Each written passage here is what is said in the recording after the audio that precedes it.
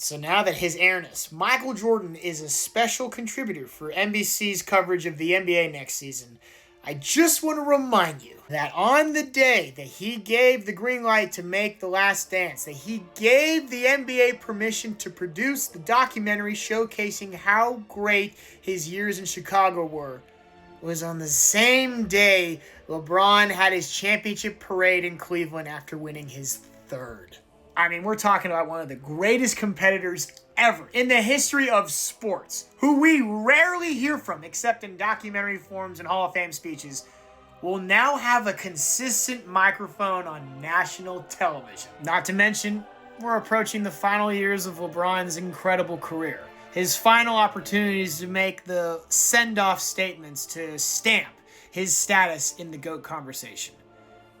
You think he has something to say about it? I mean, you have to wonder, did Jordan see one too many minutes of footage from LeBron's championship parade after his third that Jordan was like, all right, I think it's time we show people who the GOAT really is. Reality is, we never, ever see these two interact, like ever. This is one of 4, maybe 5 public events they were seen at together. Not to mention, they don't interact on social media, they don't engage, there's no online debates. I had to find LeBron in a Heat jersey just to see another photo of them for this friggin' video. That's how few interactions they've had publicly. Now, one of them gets to analyze the other while he's still playing.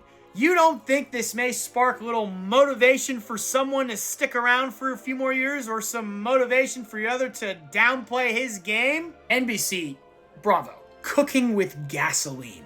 We're going to get some moments next year that may in fact just cement the GOAT conversation once and for all. Let's say LeBron James wins the finals and sends his spectacular career off with a stamp in front of none other than Michael Jordan as a primary source, with no choice but to analyze and broadcast it as he sees, symbolically bending the knee to the king.